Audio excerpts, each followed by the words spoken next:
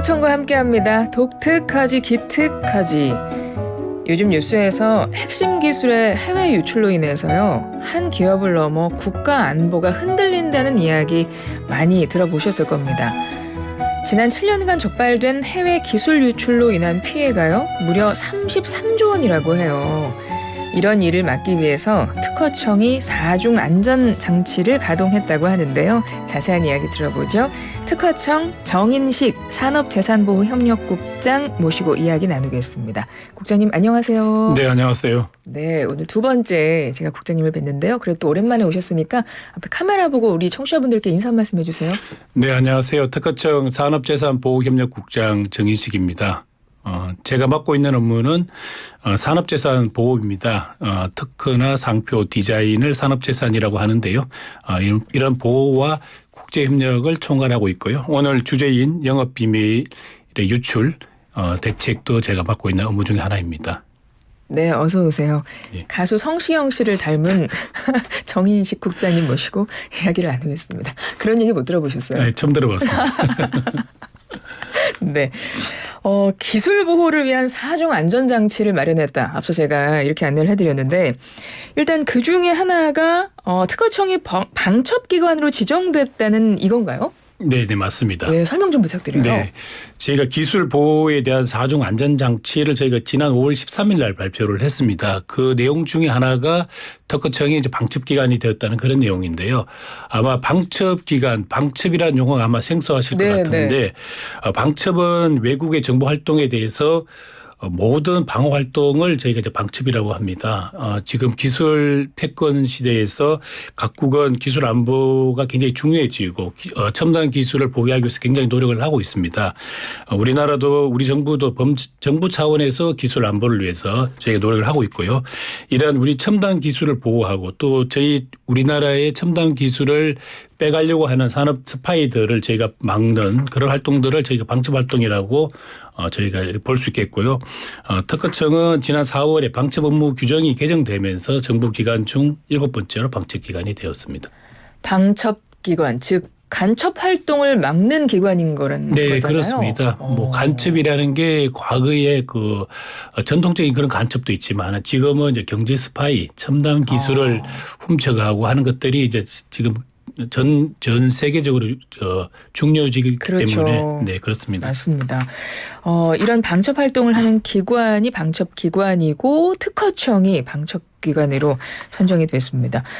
특허청이 방첩기관이 된 이유는 뭔가 역시 시대가 그죠? 네, 그렇습니다. 변화하면서. 저희 특허청이 가지고 있는 두 가지 장점이 있는데요. 저희는 이제 특허 데이터를 가지고 있습니다. 전 세계 5억 8천만 개 정도 되는 특허 데이터를 저희가 보유하고 있고요.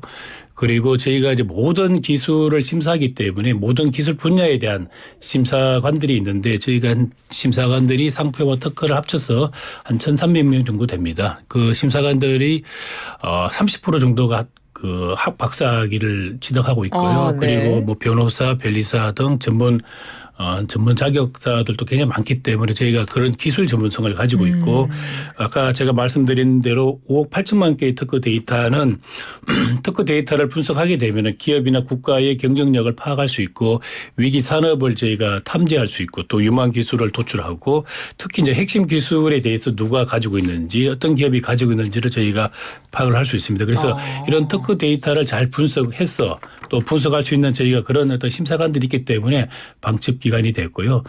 또 저희가 2021년부터 기술 경찰 제도를 운영하고 있습니다. 그래서 특허와 디자인 영업 비밀 이 부분에 대해서 저희가 기술 경찰이 있기 때문에 그 수사권도 가지고 있습니다. 그래서 아마 이런 모든 것들이 저희가 이제 방첩 기관 되는데 아마 중요한 역할을 하지 않았나 생각됩니다. 정말 기술 패권 시대이고 국가 전략, 국가의 핵심 기술이 말 그대로 이제는 국가 안보가 됐기 때문에 네. 자원과 역량을 갖춘 특허청이 방첩기관이 된 건 너무나 당연하다. 네, 이런 말씀으로 네, 그렇습니다. 이해하겠습니다. 근데 정말 충분히 이해할 수 있는 그런 내용이었고요. 지금 방금 그 말씀도 하셨어요. 특허청 기술경찰 이야기를 하셨거든요. 네. 이 기술경찰의 수사 범위도 그럼 훨씬 더 많이 확대가 되겠네요. 네, 그렇습니다. 저희가 기술경찰이 그동안 뭐 반도체 웨이퍼 연마 사건이라든지 여러 가지 중요한 첨단 기술을 저희가 유출을 막는 그런 역할을 해왔는데요.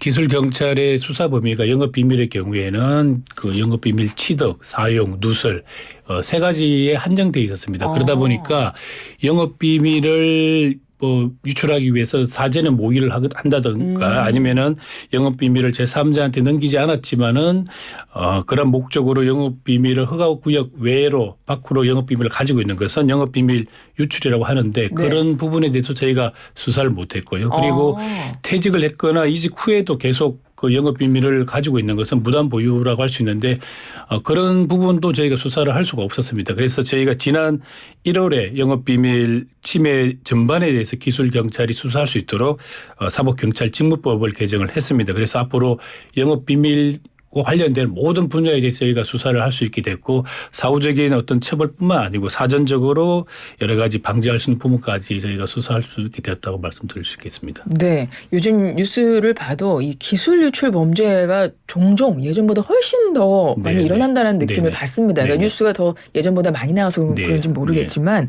그런데 처벌이 좀 손방망이다 이런 이야기가 있더라고요.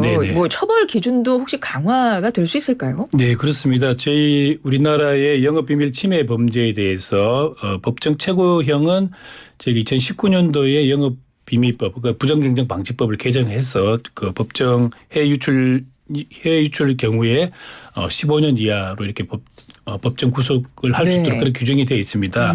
이 수준은 아마 세계 최고 수준인데요.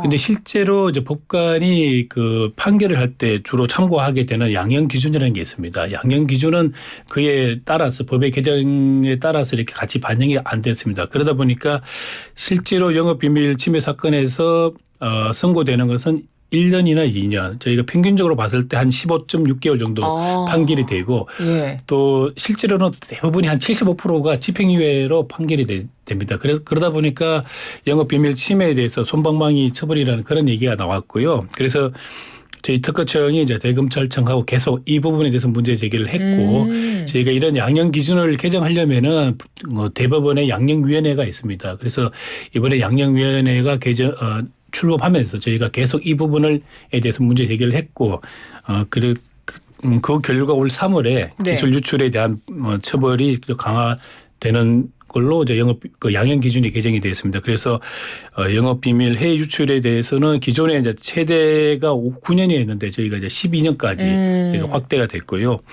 또 영업비밀 침해는 대부분 이제 초범이 많습니다. 그러다 보니까 집행유예가 많이 선고가 됐는데 형사처벌이 없다, 전력이 없다는 그런 그 기준을 저희가 삭제를 함으로써 앞으로 초범이라도 그 실형을 받을 수 있는 그런 가능성이 높아졌습니다. 예.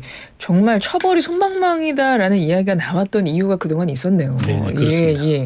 뭐 손해배상 한도 같은 경우도 뭐 어떤 징벌적 배상 같은 것들이 훨씬 더 강화되겠네요. 마찬가지로. 저희가 부정경쟁방지법의 영업비밀의 그 징벌적 손해배상이 기존에 3배까지 됐는데 저희가 2월에 법을 개정해서 5배까지 배상할 수 있도록 5배까지 5배까지 높였습니다. 5배 배상은 다른 나라하고 비교해 보더라도 미국이 2배 배상이고요. 일본은 그 손해배상, 징벌배상이 없습니다. 그 영업비밀에 대해서.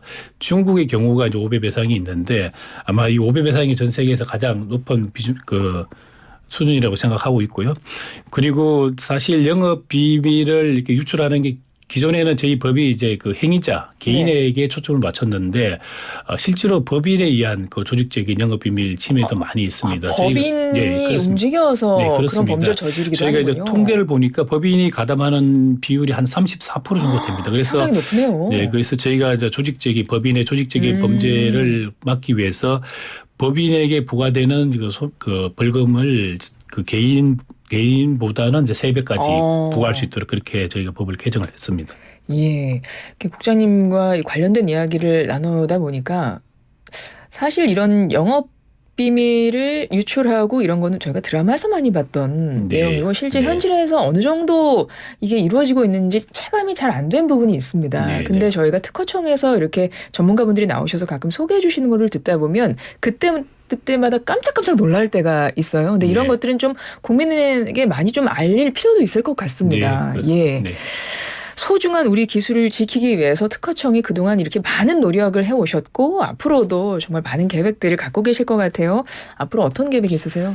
네, 앞에서 영업 비밀 침해에 대해서 이제 솜방망이라는 얘기를 네, 했고 네. 양형 기준을 저희가 상향을 했다고 말씀드렸는데요. 사실 영업 비밀에서 가장 중요한 게 그 피해 규모, 그 기업의 피해 규모를 산정하는 게 사실 어렵습니다. 네, 얼마나 피해를 입었는지 예, 그걸 참 알아야 이제 어렵겠네요. 법관이 네. 그걸 보고 이제 선고를 할 텐데 그렇죠. 사실은 그 영업 비밀이라는 게 사실은 눈에 보이는 것도 아니고 그 피해 규모를 가해자만 가지고 있고 피해 기업들은 잘 알기 힘들기 때문에 네. 그 피해 규모 피해액을 산정하는 것이 상당히 어렵습니다. 그래서 이게 아마 특허청만 할 수 있는 게 아니고 여러 가지 뭐 검찰청이라든지 학계라든지 법 쪽에 여러 다양하게 모여서 피해 규모를 산정하는 피해액 산정하는 부분이 먼저 선행이 돼야 될 것 같고요. 또 영업 비밀 유출이 이제 브로커에서 일어나는 경우도 많습니다. 그래서 저희가 이제 영업 비밀을 유출할 목적으로 브로커들이 이제 하는 행위에 대해서도 저희가 법으로 좀 이렇게 처벌할 수 있도록 그렇게 할 계획입니다. 예.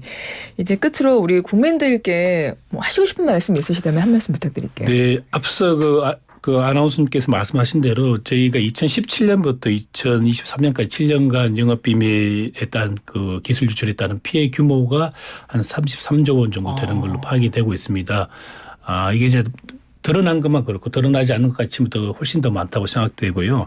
이런 첨단 기술이라는 것이 저희 현대사회에서는 가장 중요한 국가 자산이고 이것을 유출하는 것은 국가 안보와 관련되는 거라고 생각합니다. 그래서 저희 특허청이 여러 가지 사정 안전장치도 마련했지만은 사실상 100% 이렇게 기술 유출을 막는 것은 사실은 힘들기는 하지만은 저희가 이런 안전장치를 통해서 앞으로 우리 기술이 해외에 유출되지 않도록 저희가 좀 최선을 다하겠다는 말씀드리겠습니다. 알겠습니다. 지금까지 특허청 정인식 산업재산보호협력국장이었습니다. 국장님 고맙습니다. 네.